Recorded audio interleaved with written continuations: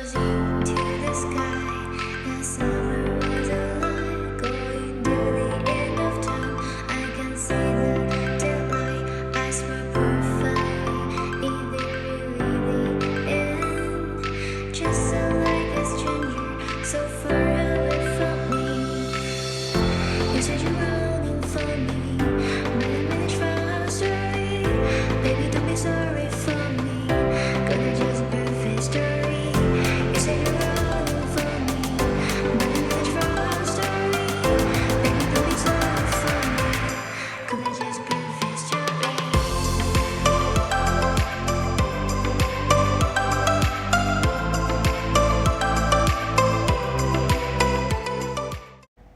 Guys, welcome back to my YouTube channel.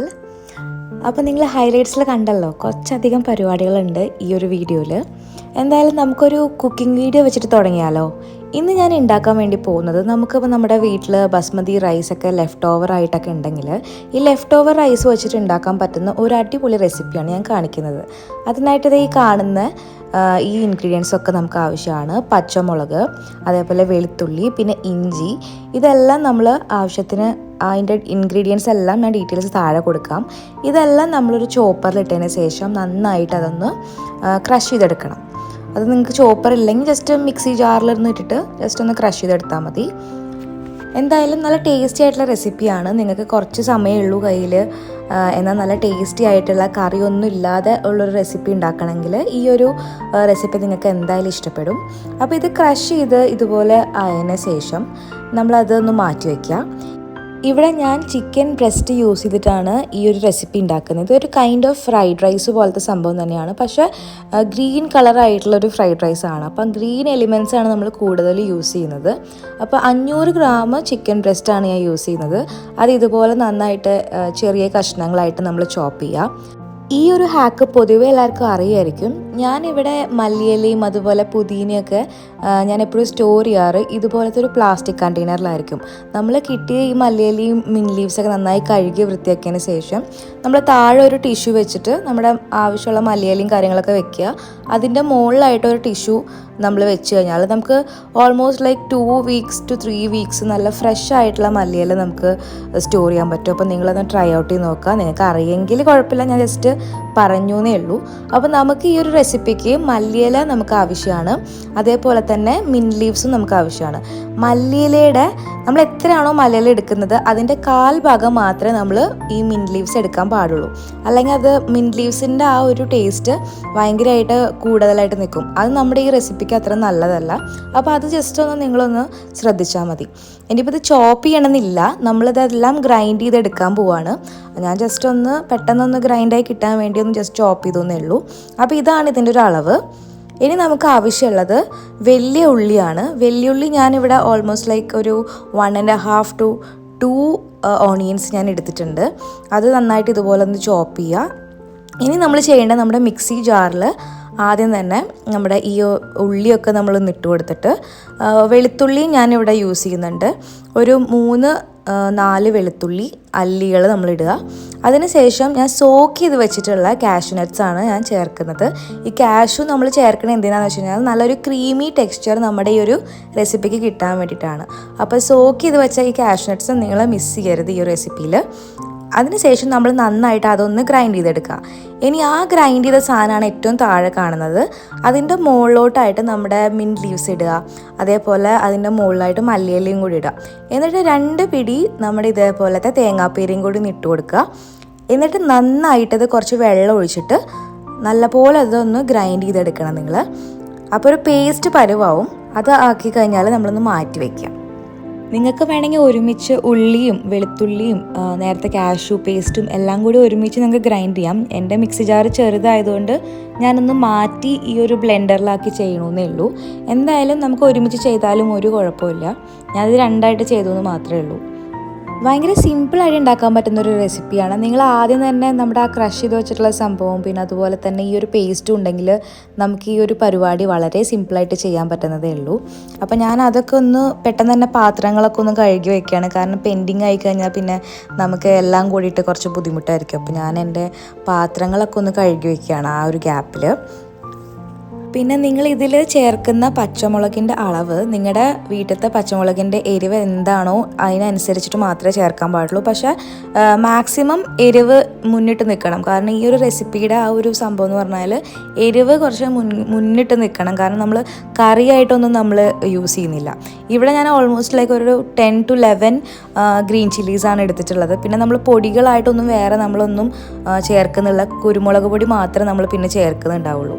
അപ്പം മുളക് നിങ്ങൾ നോക്കിയിട്ട് നിങ്ങളുടെ ആവശ്യത്തിനനുസരിച്ചിട്ട് മാത്രം നിങ്ങൾ ചേർക്കുക. അപ്പോൾ നമുക്ക് നമ്മുടെ റെസിപ്പി ഉണ്ടാക്കാൻ തുടങ്ങിയാലോ. ആദ്യം തന്നെ നമ്മുടെ പാൻ എടുത്തതിന് ശേഷം അതിലേക്ക് നമ്മൾ നെയ്യാണ് ഒഴിച്ചു കൊടുക്കുന്നത്. 3 ടേബിൾ സ്പൂൺ നെയ്യാണ് ഞാൻ ഒഴിച്ചു കൊടുക്കുന്നത്. നെയ്യില്ലെങ്കിൽ നിങ്ങൾക്ക് സൺഫ്ലവർ ഓയിൽ യൂസ് ചെയ്യാം. പക്ഷേ വെളിച്ചെണ്ണ ഉപയോഗിക്കുന്നത് അത്ര നമ്മുടെ ഈ ഫ്രൈഡ് റൈസിന് അത്ര ടേസ്റ്റ് കൊടുക്കില്ല. അപ്പോൾ അതൊന്ന് ശ്രദ്ധിക്കുക. എന്നിട്ട് നമ്മൾ ഇതിലേക്ക് 2 ഗ്രാമ്പൂ, ഒരു ഇഞ്ച് വലുപ്പത്തിലുള്ള പട്ട, അതേപോലെ 2 ഏലക്കായ, ഇത് 3ഉം ഒന്ന് ഇട്ട് കൊടുക്കുക. എന്നിട്ട് അതിൻ്റെ പച്ചമണം ഒന്ന് മാറിക്കഴിഞ്ഞാൽ നമ്മൾ കട്ട് ചെയ്ത് ചോപ്പ് ചെയ്ത് വെച്ചിട്ടുള്ള നമ്മുടെ ചിക്കൻ ബ്രസ്റ്റ് പീസസ് നമ്മൾ ഇതിലേക്കൊന്ന് ഇട്ട് കൊടുക്കുക. എന്നിട്ട് അത് നന്നായിട്ട് കുക്കാവുന്നത് വരെ നന്നായി ഇളക്കിക്കൊണ്ട് തന്നെ ഇരിക്കുക. ഇതിൽ കുറച്ച് ടൈം കൺസ്യൂമിംഗ് എന്ന് പറയുന്ന ഭാഗം ഈ ഒരു ചിക്കൻ കുക്കാവുന്ന ടൈമാണ്. കാരണം അത് കുറച്ച് ടൈം എടുക്കും. നമ്മൾ ഫ്ലെയിം ഒരു മീഡിയം ടു ഹൈൻ്റെ ഇടയിൽ വെച്ചിട്ടാണ് നമ്മളിത് കുക്ക് ചെയ്യുന്നത്. അപ്പോൾ കുറച്ച് ടൈം എടുക്കും ഈ ചിക്കൻ ഒന്ന് കുക്കായി വരാൻ വേണ്ടിയിട്ട്. ഇതൊരു ചെറിയ രീതിയിലൊന്ന് കുക്കായി തോന്നുകയാണെങ്കിൽ അതിലേക്ക് ഒരു 1/2 ടീസ്പൂൺ മഞ്ഞൾപ്പൊടി ഇടുക. പിന്നെ ആവശ്യത്തിന് ഉപ്പ് നമ്മൾ ചേർത്ത് കൊടുക്കുക. എന്നിട്ട് നമ്മൾ ക്രഷ് ചെയ്ത് മാറ്റി വെച്ചിട്ടുള്ള നമ്മുടെ പച്ചമുളകും വെളുത്തുള്ളിയും ഇഞ്ചിയുടെയും ആ ഒരു ഇത് നമ്മളൊന്ന് ഇട്ട് കൊടുക്കുക. എന്നിട്ട് നന്നായിട്ട് നമ്മൾ വീണ്ടും എല്ലാം ഒന്ന് സോട്ട് ചെയ്ത് കൊടുക്കുക. പിന്നെ ഇതിലേക്ക് നമുക്ക് വെള്ളമൊന്നും ഒഴിക്കേണ്ട ആവശ്യമില്ല. ചിക്കൻ്റെ അകത്തുനിന്ന് വരുന്ന വെള്ളത്തിൽ കിടന്നിട്ട് വേണം നമ്മുടെ ഈ ഒരു ചിക്കൻ കുക്കാവാൻ വേണ്ടിയിട്ട്. അപ്പോൾ നമുക്ക് എക്സ്ട്രാ വെള്ളത്തിൻ്റെ ഒന്നും ആവശ്യം ഇതിലിപ്പം വരുന്നില്ല. നല്ലൊരു ക്രീമി ടെക്സ്ചറിൽ വരുന്ന ഒരു ഫ്രൈഡ് റൈസാണ്. പിന്നെ ഈ ഒരു ഫ്രൈഡ് റൈസിന് ഞാനൊരു സ്പെസിഫിക് പേരൊന്നും കൊടുത്തിട്ടില്ല. നിങ്ങൾക്ക് ഇഷ്ടമുള്ള പേര് നിങ്ങൾക്ക് ഇടാം. നിങ്ങൾക്ക് കമൻറ്റ് ചെയ്യാം താഴെ എന്ത് പേരാണ് ഈ ഒരു റെസിപ്പിക്ക് കുറച്ചുകൂടി ആപ്റ്റായിട്ട് തോന്നുന്നത് എന്നുള്ളത്. അപ്പോൾ എന്തായാലും ഇതപ്പോൾ നമ്മുടെ ചിക്കൻ്റെ അകത്തു നിന്നുള്ള വെള്ളം ഇറങ്ങിയിട്ടുണ്ട്. ഈ ഒരു വെള്ളത്തിൽ കിടന്നിട്ട് വേണം നമ്മുടെ ചിക്കൻ നന്നായിട്ട് കുക്കാവാൻ. അപ്പോൾ ഈ വെള്ളം ഇറങ്ങിയ സമയത്ത് നമുക്കൊരു ലിഡ് വെച്ചിട്ട് ഇതൊന്ന് അടച്ചു കൊടുക്കാം. എന്നിട്ട് ഓൾമോസ്റ്റ് ലൈക്ക് ഒരു 5 to 6 മിനിറ്റ്സ് നന്നായിട്ടത് കുക്കാവണം. അപ്പോൾ 6 മിനിറ്റ് കഴിഞ്ഞ് നമ്മുടെ ലിഡ് നമുക്ക് തുറന്നു കൊടുക്കാം. അപ്പോൾ നമ്മുടെ വെള്ളമൊക്കെ നന്നായി വറ്റിയിട്ടുണ്ട്. ഇപ്പോൾ നമ്മുടെ ചിക്കൻ കുക്കായിട്ടുണ്ട്. ഇനി ഇതിലോട്ട് നമ്മൾ നേരത്തെ അരച്ച് മാറ്റി വെച്ച നമ്മുടെ പേസ്റ്റ് നമ്മൾ ആഡ് ചെയ്ത് കൊടുക്കാൻ പോവുകയാണ്. ആ പേസ്റ്റ് ഒഴിച്ചു കൊടുത്താലും നമ്മൾ നന്നായിട്ടൊന്ന് സോട്ട് ചെയ്ത് കൊടുക്കണം. കാരണം അതിൽ നമ്മുടെ മല്ലിയില, പുതിന, പിന്നെ തേങ്ങാപ്പീരയുണ്ട്, അതേപോലെ ഉള്ളി, കാഷ്യൂടെ എല്ലാം പേസ്റ്റൊക്കെ ഉണ്ട്. അപ്പോൾ അതൊക്കെ ഒന്ന് നന്നായി കുക്കാവണമെങ്കിൽ നന്നായിട്ടൊന്ന് സോട്ട് ചെയ്ത് കൊടുക്കാൻ വേണം. അപ്പോൾ ഇതിൻ്റെ കളർ ലൈറ്റായിട്ടൊന്ന് മാറും. ആ ഒരു ടൈമാണ് ഇതിൻ്റെ ആപ്റ്റ് ടൈം എന്ന് നമ്മൾ പറയുക. അതായത് നമ്മുടെ അടുത്ത പ്രൊസീജിയറായിട്ടുള്ള നമ്മുടെ റൈസ് ഇട്ട് കൊടുക്കുന്ന ടൈമാണ്. അതിന് മുമ്പായിട്ട് നമ്മൾ കുറച്ച് കുരുമുളക് പൊടിയും കൂടി നമ്മുടെ സ്പൈസ് ലെവൽ നോക്കിയിട്ട് ഇട്ട് കൊടുക്കണം. പിന്നെ ഈ ഒരു ടൈമിൽ വേണം നമ്മൾ ഉപ്പൊക്കെ പാകമാണോ അല്ലയോ എന്നൊക്കെ ഒന്ന് ചെക്ക് ചെയ്യാൻ വേണ്ടിയിട്ടുള്ളൊരു ടൈം.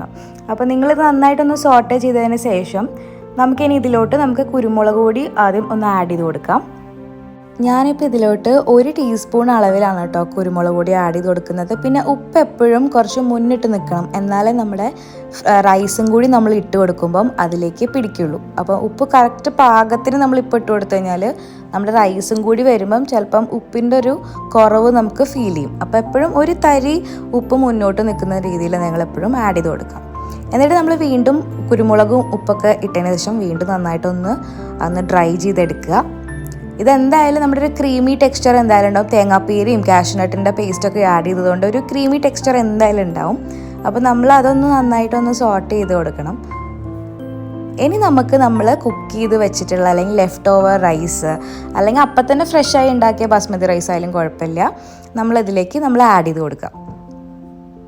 കുറച്ചായിട്ട് ആഡ് ചെയ്തിട്ട് വേണം എല്ലാം കൂടി ഒന്ന് മിക്സ് ആക്കാൻ വേണ്ടിയിട്ട്. ഇല്ലെങ്കിൽ എന്താ വെച്ചാൽ ചിലപ്പം റൈസ് എല്ലാം കൂടി കട്ട പിടിക്കും. അപ്പോൾ ഫ്രഷായിട്ട് കുക്ക് ചെയ്ത റൈസൊക്കെ ആണെന്ന് വെച്ച് കഴിഞ്ഞാൽ കുറച്ച് തണുത്തതിന് ശേഷം മാത്രം ഇതിലേക്ക് ഇട്ട് കൊടുക്കുക. ലെഫ്റ്റ് ഓവർ റൈസ് ആണെങ്കിൽ പിന്നെ കുഴപ്പമില്ല, ഈസി റെസിപ്പിയാണ്. നമ്മൾ നന്നാക്കി ഇളക്കി കൊടുത്തു കഴിഞ്ഞാൽ നമ്മുടെ ഈ ഒരു ടേസ്റ്റി ആയിട്ടുള്ള ഈ ഒരു റെസിപ്പി റെഡിയാവും. അപ്പോൾ എല്ലാവരും ഒന്ന് ട്രൈ ചെയ്ത് നോക്കുക. എന്തായാലും ഇവിടെ ഉണ്ടാക്കിയിട്ട് ഞങ്ങൾക്ക് 2 പേർക്കും ഇഷ്ടപ്പെട്ടു. പുള്ളിക്കാരൻ പിന്നെ ഓഫീസിലൊക്കെ ഞാൻ കൊടുത്തു വിട്ടിട്ടുണ്ടായിരുന്നു. എന്തായാലും ഭയങ്കരമായിട്ട് ഇഷ്ടപ്പെട്ടു.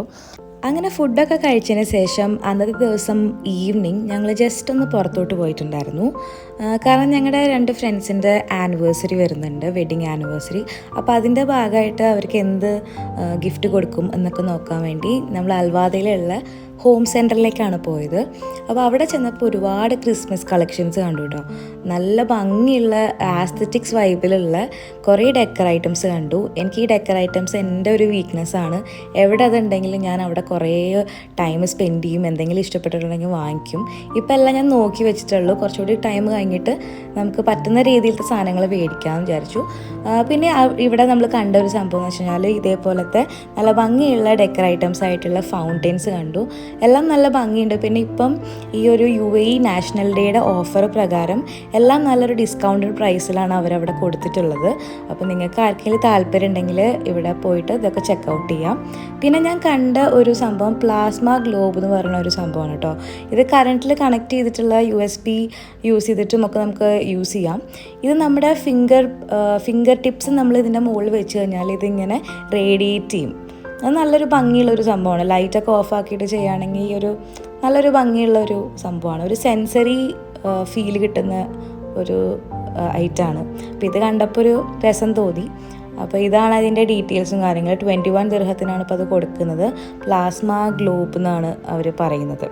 പ്രത്യേകിച്ച് ഒന്നുമില്ല, നമ്മുടെ റേ ഓഫ് ലൈറ്റ് നമ്മുടെ ഫിംഗർ ടിപ്സ് യൂസ് ചെയ്യുമ്പം ഇങ്ങനെ അതിലൂടെ ഇങ്ങനെ റേഡിയേറ്റ് ചെയ്യും, അത്രയേ ഉള്ളൂ. പിന്നെ അത് ഇതുപോലത്തെ ഭയങ്കര ക്യൂട്ടായിട്ടുള്ള ക്രിസ്മസ് വൈബ്സ് തരുന്ന സംഭവങ്ങളെല്ലാം കണ്ടത് എന്തൊരു ഭംഗി അതൊക്കെ കാണാൻ വേണ്ടിയിട്ട്. ഭയങ്കര ബ്യൂട്ടിഫുൾ ആയിട്ടുള്ള കുറേ ഡെക്കർ ഐറ്റംസ് അവിടെ ഉണ്ട്. അപ്പോൾ നിങ്ങൾ ഹോം സെൻറ്ററിൽ പോകുന്നുണ്ടെങ്കിൽ ഡെഫിനറ്റായിട്ടൊന്ന് ചെക്കൗട്ട് ചെയ്യുക. അങ്ങനെ നമ്മൾ അവിടെ നമ്മുടെ ഫ്രണ്ട്സിനുള്ള ഗിഫ്റ്റൊക്കെ മേടിച്ചതിന് ശേഷം പിന്നെ നമ്മളൊരു ഡ്രൈവ് പോകാമെന്ന് വിചാരിച്ചു. UAE നാഷണൽ ഡേയുടെ ഭാഗമായിട്ട് നമ്മുടെ കോർണിഷ് റോഡ് കംപ്ലീറ്റ് ആയിട്ട് ഇതുപോലെ നല്ല ഭംഗിയായിട്ട് ഇവർ ലൈറ്റിങ്സ് ഒക്കെ കൊടുത്തിട്ടുണ്ട്. അപ്പോൾ ഈ ലൈറ്റൊക്കെ കാണാൻ വേണ്ടി മാത്രം ആ റോഡിലൂടെ പോവുമായിരുന്നു നമ്മൾ. 53rd UAE നാഷണൽ ഡേ ആണ് ഈ ഡിസംബർ 2 വരുന്നത്. പിന്നെ ഇവരുടെ പബ്ലിക് ആർട്ട് എക്സിബിഷൻ നടക്കുന്നുണ്ട്, ബിനാലെ നടക്കുന്നുണ്ട്. അത് ഏപ്രിൽ 30th വരെ ഉണ്ട്. ആർട്ട് ലവേഴ്സിനൊക്കെ പറ്റിയ ടൈമാണ് എക്സ്പ്ലോർ ചെയ്യാനായിട്ട്. കാരണം 70+ സ്റ്റണ്ണിങ് ആർട്ട് ഇൻസ്റ്റലേഷൻസ് ഉണ്ട് നമ്മുടെ അബുദാബി എമിറേറ്റ്സിൽ. അതുപോലെ തന്നെ UAE ബേസ്ഡ് ആയിട്ടുള്ള ആർട്ടിസ്റ്റും ഇൻ്റർനാഷണൽ ആർട്ടിസ്റ്റും എല്ലാവരും കൂടിയിട്ട് കൊളാബറേറ്റ് ചെയ്തിട്ടുള്ള ഒരു ആർട്ട് എക്സിബിഷനാണിത്. അപ്പോൾ പല സ്ഥലങ്ങളിലായിട്ടാണ് അവരുടെ ഈ ഒരു ഇൻസ്റ്റലേഷൻ ചെയ്തിട്ടുള്ളത്. ഞാനിതുവരെ പോയിട്ടില്ല, പക്ഷേ ഇതുപോലെ കുറേ വീഡിയോസും കാര്യങ്ങളും കണ്ടു. അപ്പോൾ എന്തായാലും പോകണം എന്ന് ഒരുപാട് ആഗ്രഹമുണ്ട്. അപ്പോൾ പോവുകയാണെങ്കിൽ ഞാൻ അതിൻ്റെ വീഡിയോസും കാര്യങ്ങളൊക്കെ ഞാൻ ചെയ്യുന്നതായിരിക്കും. അപ്പോൾ എന്തായാലും ജസ്റ്റ് ഒരു ഇൻഫർമേഷൻ ജസ്റ്റ് പാസ് ഓൺ ചെയ്തേ ഉള്ളൂ. അപ്പോൾ നമ്മൾ അവിടുന്ന് ലൈറ്റിങ്സും കാര്യങ്ങളൊക്കെ കണ്ടു കഴിഞ്ഞതിന് ശേഷം പിന്നെ നമ്മൾ പോകാൻ ഉദ്ദേശിച്ചത് ഹുദൈറത്ത് ഐലൻഡിലേക്കാണ്. എൻ്റെ വൺ ഓഫ് ദ ഫേവറേറ്റ് സ്പോട്ടാണ് ഹുദൈറത്ത്. പോണ വഴി കണ്ട ഒരു കാറാണ് കേട്ടോ. അതിൻ്റെ പേരും കാര്യങ്ങളൊന്നും എനിക്കറിയില്ല, പക്ഷേ എല്ലാവരും നോക്കുന്നുണ്ടായിരുന്നു. അപ്പോൾ നമ്മൾ ഫൈനലി നമ്മുടെ ഡെസ്റ്റിനേഷനിലേക്ക് എത്തി. ഭയങ്കര പീസ്ഫുൾ ആൻഡ് കാം ആയിട്ടുള്ള ഒരു അറ്റ്മോസ്ഫിയറാണ്. പിന്നെ നമ്മൾ ചെന്ന ദിവസം വളരെ തിരക്ക് കുറവായിരുന്നു. എനിക്ക് തോന്നുന്നൊരു വീക്ക് ഡേ ആണ് നമ്മൾ പോകുന്നത്. അപ്പോൾ അതുകൊണ്ട് തന്നെ വളരെ കുറവായിരുന്നു ആൾക്കാരൊക്കെ. ഇതുപോലെ നല്ല ഭംഗിയുള്ള ഗാർഡനിങ്ങും പിന്നെ അതുപോലെ ലൈറ്റിങ്സൊക്കെ കൊടുത്തിട്ടുണ്ടാവും. അപ്പോൾ നല്ല പീസ്ഫുള്ളായിട്ട് കുട്ടികൾക്കാണെങ്കിലും ഫാമിലിക്കൊക്കെ വന്ന് ഫ്രണ്ട്സിനാണെങ്കിലും ഈവൻ ടൈമൊക്കെ സ്പെൻഡ് ചെയ്യാൻ പറ്റുന്നൊരു സ്പോട്ടാണ്. അപ്പോൾ ഇതുപോലെ നല്ല ഭംഗിയുള്ള കുറേ ഐറ്റംസൊക്കെ അവിടെ ഉണ്ട്. പിന്നെ പ്ലേ ഏരിയാസ് ഉണ്ട്. അപ്പോൾ കുട്ടികളൊക്കെ കൊണ്ടുവരികയാണെങ്കിൽ തന്നെ അവർക്ക് ഒരുപാട് ടൈം ഇവിടെ സ്പെൻഡ് ചെയ്യാനുള്ള കാര്യങ്ങളൊക്കെ ഉണ്ട്. അപ്പോൾ എന്തായാലും എൻ്റെ വൺ ഓഫ് ദ ഫേവറേറ്റ് ഒരു സ്പോട്ടാണ് അബുദാബിയിൽ. എപ്പോഴും ഞങ്ങളിവിടെ ഇടയ്ക്കൊക്കെ ടൈം കിട്ടുകയാണെങ്കിൽ വരാറുണ്ട്. പിന്നെ എവിടെ നോക്കിയാലും ഭയങ്കര ക്രിയേറ്റീവായിട്ടുള്ള കാര്യങ്ങൾ നമുക്ക് കാണാം. പെയിൻറ്റിങ്സ് ആയിട്ടും പിന്നെ ഓരോ ആർട്ട് പരമായിട്ടുള്ള ഓരോ നല്ല സ്കൾപ്ചേഴ്സും കാര്യങ്ങളൊക്കെ ഇവിടെ ഉണ്ട്.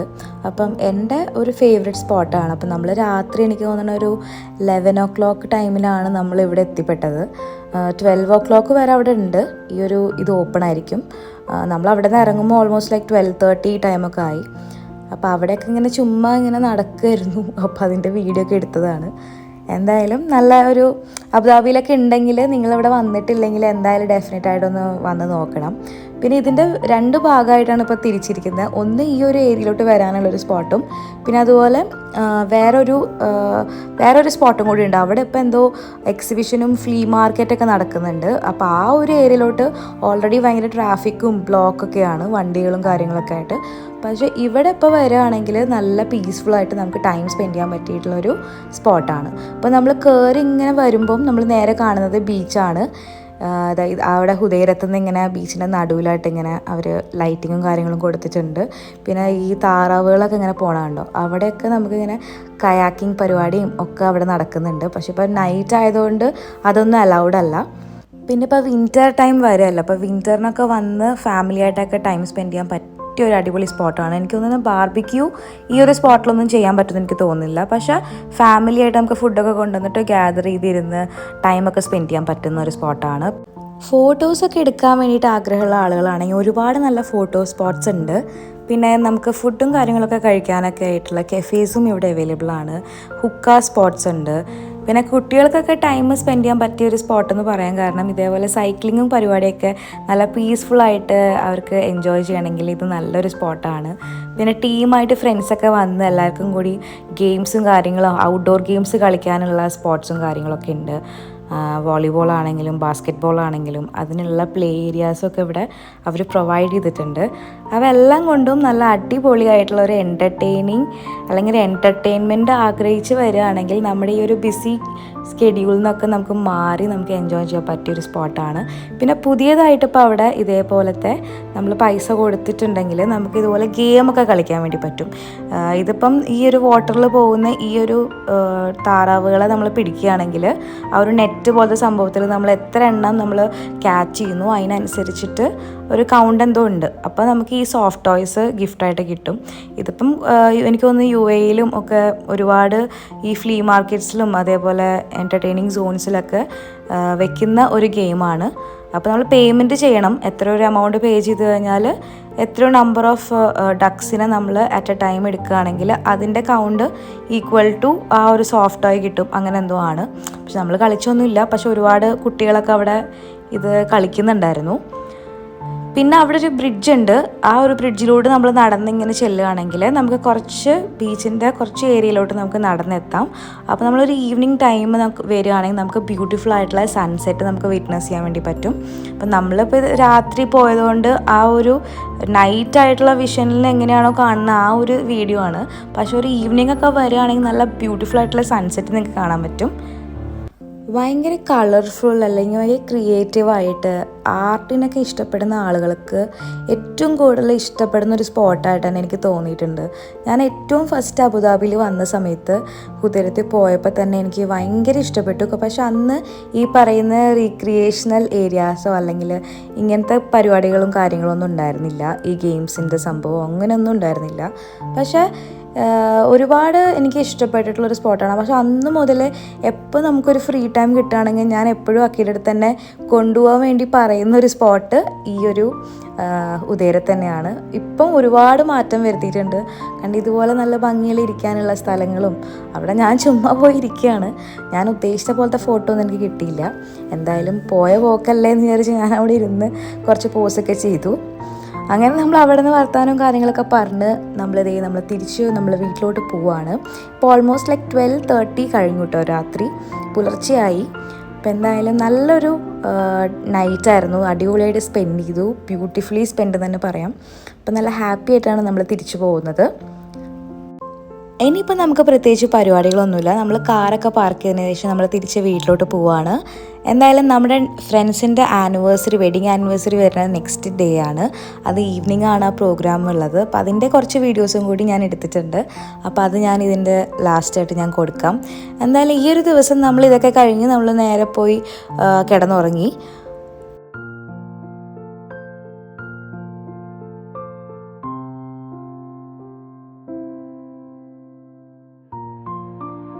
അങ്ങനെ നെക്സ്റ്റ് ഡേ ആയി. അപ്പോൾ നമ്മൾ ഈവനിങ് ഒരു 7 അവർ പരിപാടി വെച്ചിട്ടുണ്ടായിരുന്നത്. പക്ഷെ നമ്മളെല്ലാവരും എത്തുമ്പം 8 ആയി.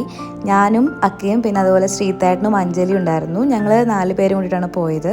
അപ്പോൾ റിജുചേട്ടൻ്റെ അച്ഛനും അമ്മയും ഉണ്ടായിരുന്നു, പിന്നെ ബ്രദറും വൈഫും അവരുടെയും കൂടി ആനിവേഴ്സറി ആയിരുന്നു 2 ദിവസം അങ്ങോട്ടും ഇങ്ങോട്ടും ആയിട്ട്. അപ്പോൾ അവർ 2 കപ്പിൾസും കൂടി ഒരുമിച്ചാണ് ഈ ഒരു ഡേ സെലിബ്രേറ്റ് ചെയ്യുന്നത്.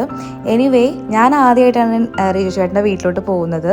അവരിപ്പോൾ റീസെൻ്റ്ലി വീട് മാറിയതാണ്. എന്തായാലും നല്ലൊരു ഭംഗിയുള്ള വീടൊക്കെ ആയിരുന്നു. പിന്നെ റിജുചേട്ടൻ്റെ അച്ഛനും അമ്മേനെയൊക്കെ കാണാൻ വേണ്ടി പറ്റി. പിന്നെ അവരുടെ 2 കസിൻസും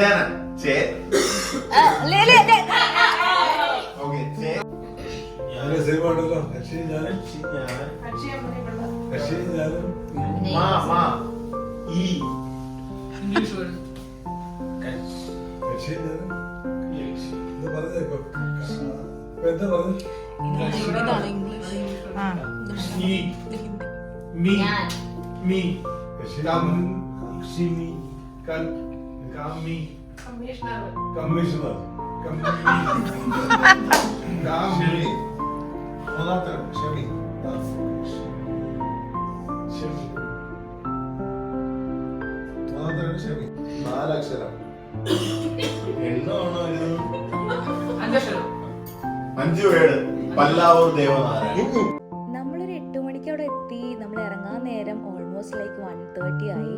സമയം പോയത് ഒട്ടും അറിഞ്ഞില്ല.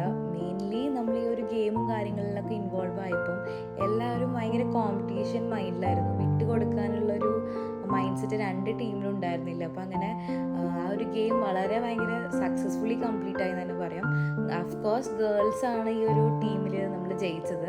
അത് നമ്മൾ സ്പെഷ്യലായിട്ട് എടുത്തു പറയേണ്ടത് റിജുചേട്ടൻ്റെ അമ്മ ഉള്ളതുകൊണ്ടാണ് നമ്മുടെ ഈ ഒരു ഗേൾസ് ടീം ജയിച്ചത്. കാരണം ഒരുപാട് പണ്ടത്തെ പടങ്ങൾ ഇവർ പറഞ്ഞിട്ടുണ്ടായിരുന്നു. അതൊക്കെ കണ്ടുപിടിച്ചതെല്ലാം റിജുചേട്ടൻ്റെ അമ്മയാണ്. പുള്ളിക്കാരിക്കാണ് ഈ ഒരു ഗെയിമിൽ അത്രയും ഇൻവോൾവ്മെൻ്റ് ഉണ്ടായിട്ട് ജയിക്കാൻ വേണ്ടി പറ്റിയത്. എന്നാലും നല്ല അടിപൊളിയായിട്ടുള്ള ഒരു ടൈമായിരുന്നു. ബ്യൂട്ടിഫുള്ളി നമ്മൾ സ്പെൻഡ് ചെയ്തു.